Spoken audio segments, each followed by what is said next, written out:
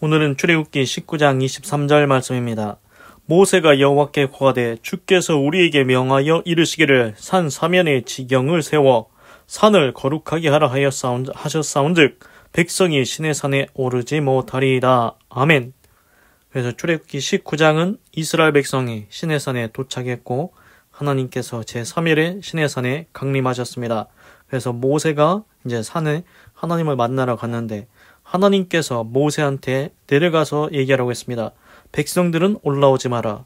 제사장들이라도 하나님께 가까이 하는 제사장들이라도 성결하게 해라. 그들을 거시기 할까 하노라 하면서 이제 말하라고 했습니다. 그러니까 오늘 모세가 이렇게 대답합니다. 23절 모세가 여호와께 고하되 모세가 이제 하나님께 말씀을 드립니다. 주께서 우리에게 명하여 이르시기를 하나님께서 우리에게 명령을 하셨습니다. 경고를 하셨습니다. 산 사면에 지경을 세워 산을 거룩하게 하라 하셨사온즉 백성이 시내 산에 오르지 못하리이다. 하나님께서 우리에게 지난번에 명령하지 않았습니까? 백성들은 이 산, 시내 산에 올라올 수 없습니다. 왜냐하면 하나님께서 우리한테 친히 경고하시기를 너희들은 산 주변에 경계를 세우고 그것을 따로 떨어뜨려서 거룩하게 하라. 이렇게 명령했지 않습니까? 그렇습니다. 하나님께서 모세한테 다시 내려가서 백성 못 올라오게 하고 가까이 하는 제사장들이라도 성결하게 하라고 얘기하라고 하니까 모세가 이렇게 대답을 합니다. 하나님께서 지난번에 말씀하셔서 우리가 그 산 주변에 경계를 세웠습니다. 그리고 떨어져서 거룩하게 했습니다. 안 올라올 겁니다. 걱정하지 마십시오. 이렇게 모세가 대답을 합니다. 그런데 내일 나오는데 하나님께서 또 이제 말씀을 하십니다. 왜 그러냐면은 이 모세도 그걸 알고 있습니다. 하나님도 알고 있습니다. 분명히 올라오지 말라고 했습니다. 백성 올라오지 말고 제사장들이라도 가까이 하는 제사장들이라도 성결하게 해야 된다. 그렇게 안 하면은 잘못되면 거시기 할 수 있다. 이렇게 이제 경고를 분명히 했는데 그거를 잊었을 수도 있고 잊지 않았을 수도 있는데 그냥 이제 궁금하니까 호기심이 생기지 않습니까? 정말로 하나님이 강림하신다고 했는데 진짜로 오셨습니다. 오시기는 불이 내렸고 산 꼭대기에 임하셨는데 연기도 있고 정말로 하나님이 임하신 것 같습니다. 그러니까 궁금증이 생긴 겁니다. 정말로 하나님이 임하셨을까? 하나님은 우리가 볼 수 있을까? 여러 가지 궁금증이 생기지 않겠습니까? 그러면은 백성 중에 그러한 경고를 들었어도 호기심에 못 참아서 한번 자기가 보려고 자기 눈으로 직접 확인해 보려고 올라올 수도 있는 사람이 있을까요? 없을까요?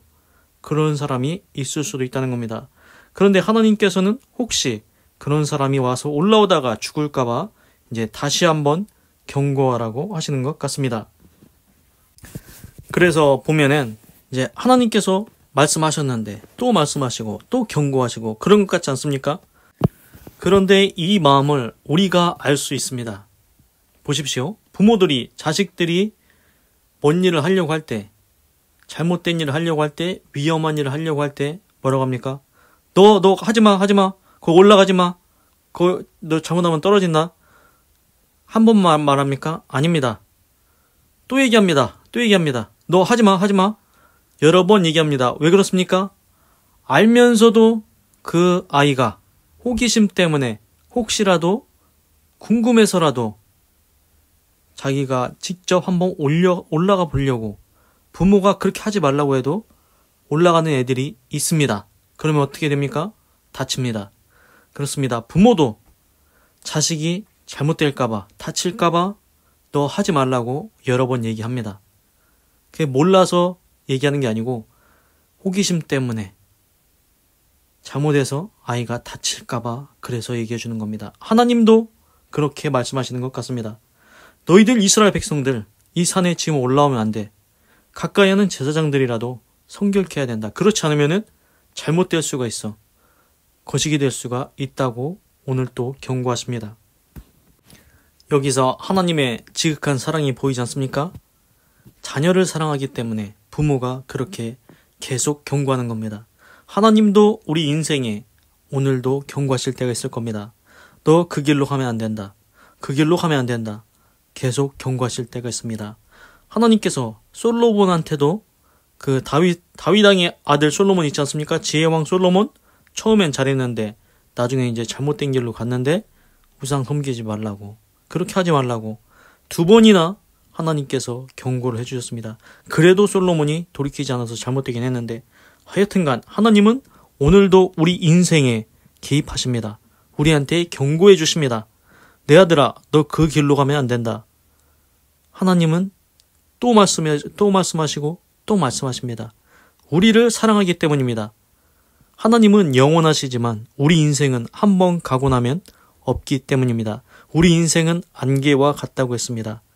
우리 인생이 그렇게 길지 않습니다. 하나님이 보실 때 잠깐 있다가 없어지는 안개와 같다고 했습니다. 그런데 우리가 그 귀한 인생을 잘못된 길 가느라고 인생을 낭비하고 허비하고 그걸 넘어서 잘못된다고 생각을 해보십시오. 어떤 부모가 가만히 있겠습니까? 그래서 하나님이 우리를 사랑하시기 때문에 우리에게 잘못된 길 갈 때 경고해 주십니다. 그것이 하나님의 지극한 사랑이라는 것입니다. 그리고 오늘 또 재미있는 것을 말씀을 드리겠습니다. 하나님께서 보시면은 구약 성경 창세기에 아브라함을 선택하지 않습니까? 아브라함을 믿음의 조상으로 세우시고. 그런데 궁금한 게 있습니다. 왜 아브라함을 선택하셨을까? 궁금하지 않습니까? 왜 아브라함일까? 그래서 창세기 18장 19절에 보면은 이렇게 말씀하십니다.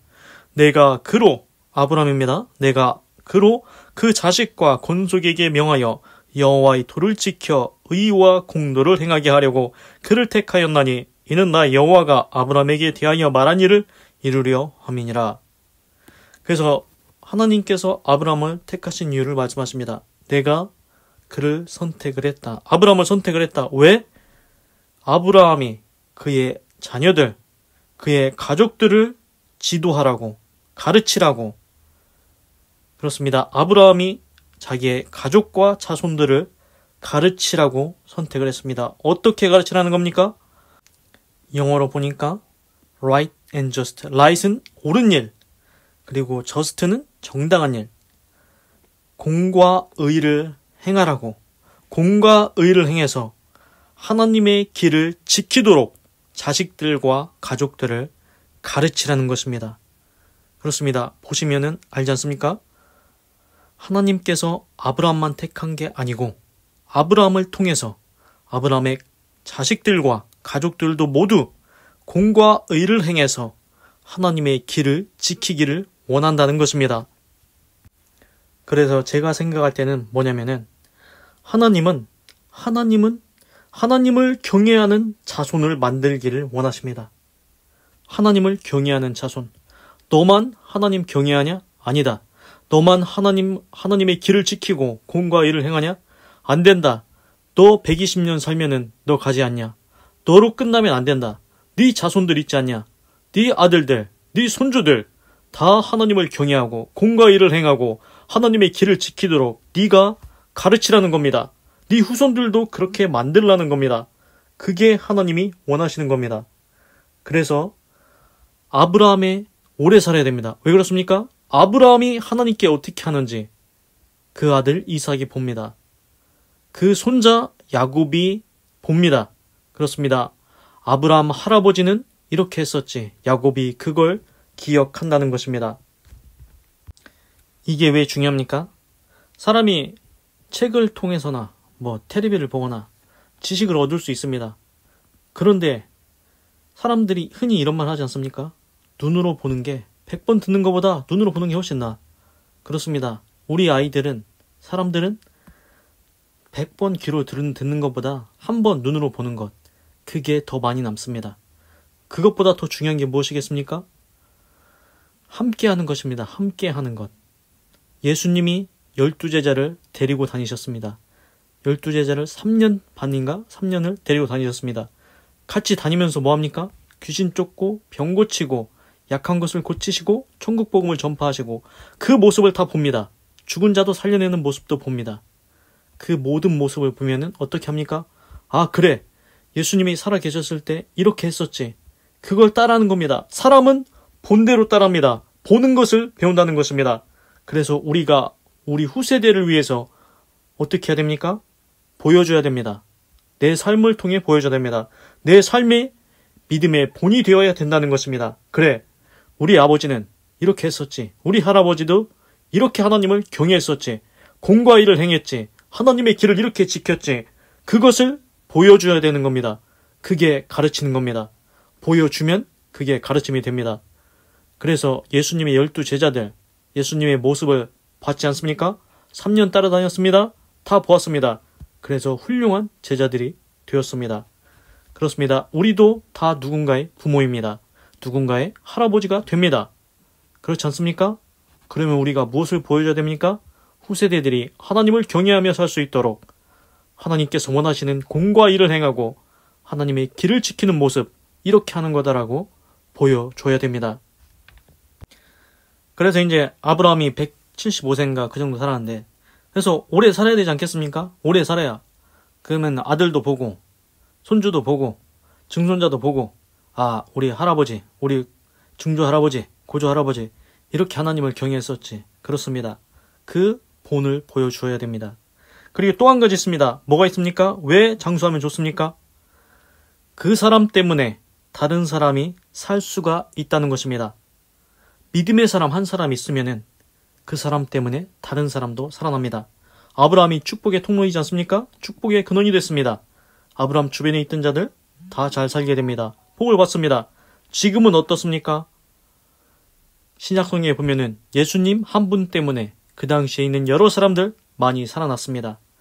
예수님의 제자들 어떻습니까? 예수님의 제자들이 천국 복음을 전해서 많은 사람이 예수님 믿고 구원받습니다. 그러면은 이제 우리한테 왔습니다.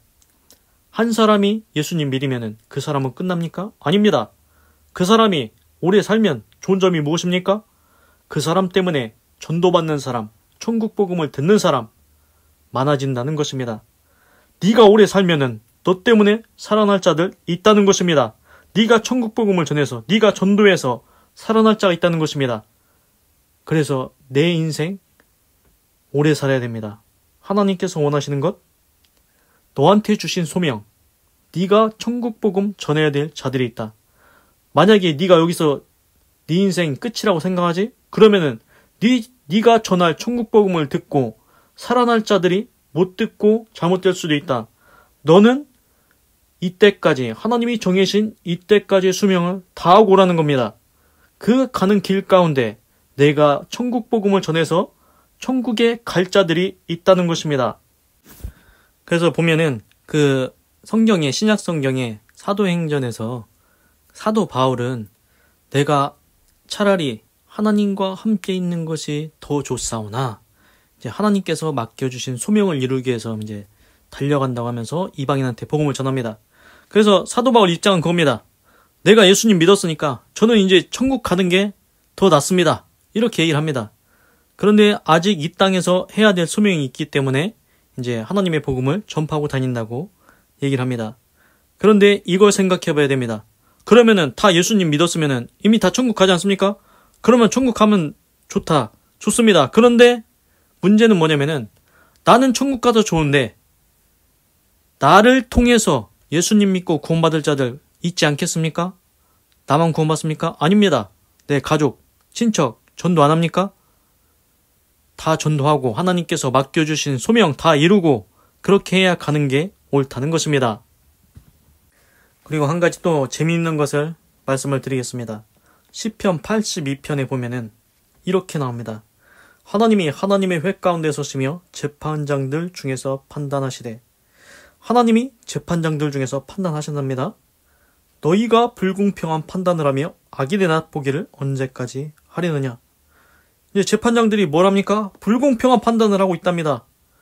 야, 악인의 낯을, 악인의 얼굴을 언제까지 봐줄 거냐? 악인의 얼굴을 언제까지 봐줄 거냐?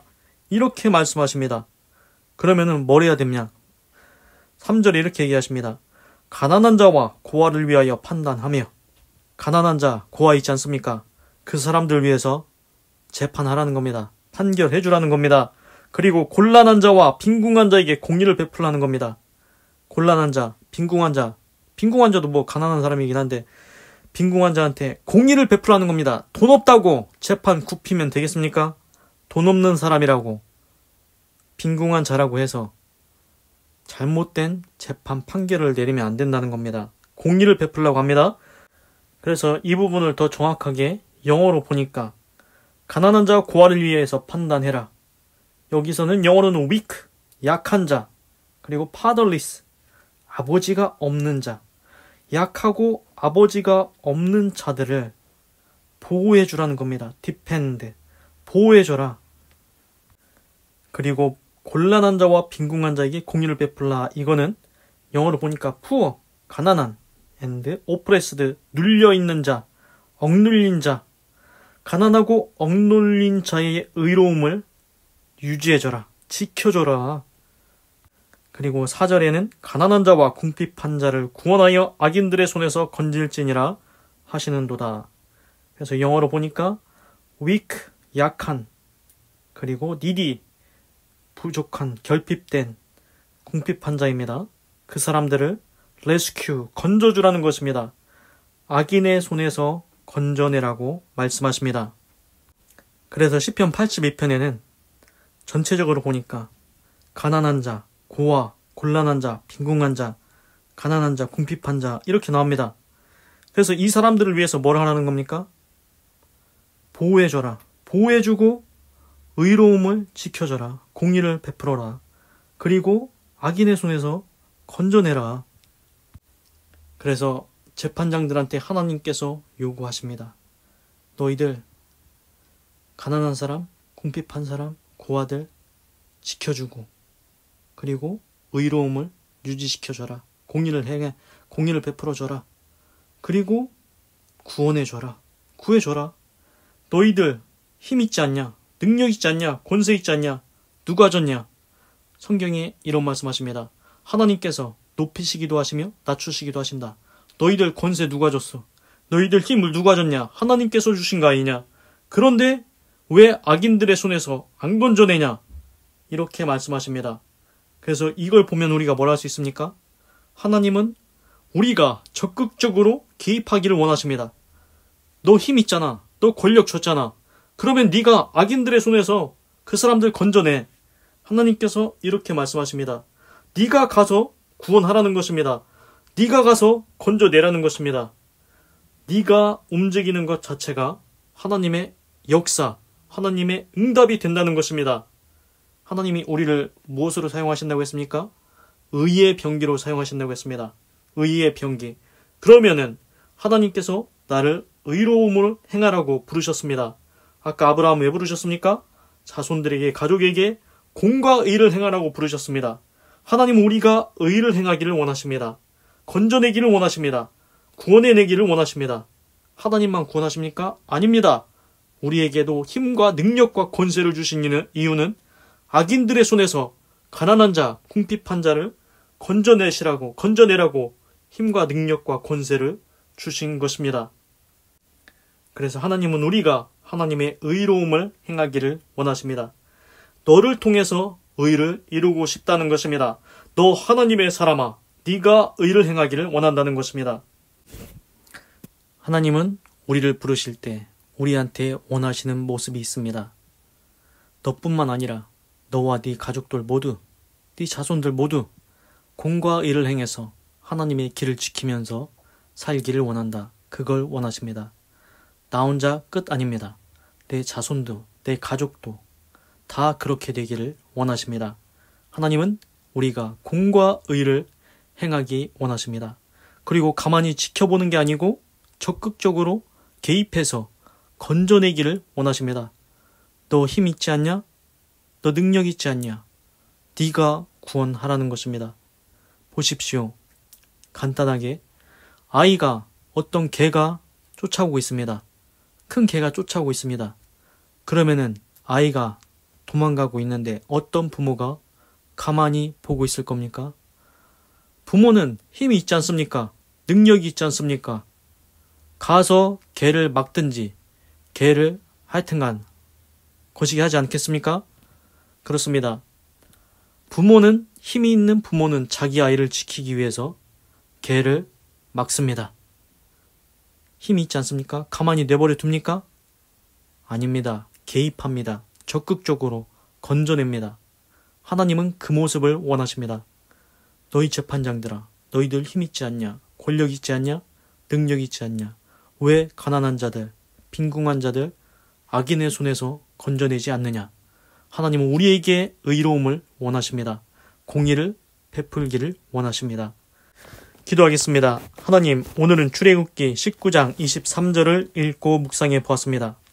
하나님, 모세가 하나님께 말씀을 드립니다. 하나님께서 우리에게 명령했지 않습니까? 전에 산 사면에 지경을 세워서 산을 거룩하게 하라 해서 산 밑에다가 그 경계를 세웠습니다. 그리고 거룩하게 했습니다. 그러니까 백성은 산에 안 올라올 겁니다. 이렇게 일합니다. 그런데도 하나님은 다시 말씀하십니다. 백성들 못 올라오게 하고 하나님께 가까이 하는 제사장이라도 성결하게 해야 된다. 그렇지 않으면 너희들 적이 될 수 있다. 이렇게 경고하십니다. 하나님, 이것을 통해서 하나님의 지극한 사랑을 깨달았습니다. 부모도 자기 자식이 잘못된 길로 가면 한 번만 경고하는 게 아닙니다. 너 하지 마라. 하지 마라. 그거 하면 안 돼. 계속 얘기합니다. 하나님도 그렇게 하십니다. 너희들 올라오면 안 돼. 큰일 난다. 성결하게 해야 된다.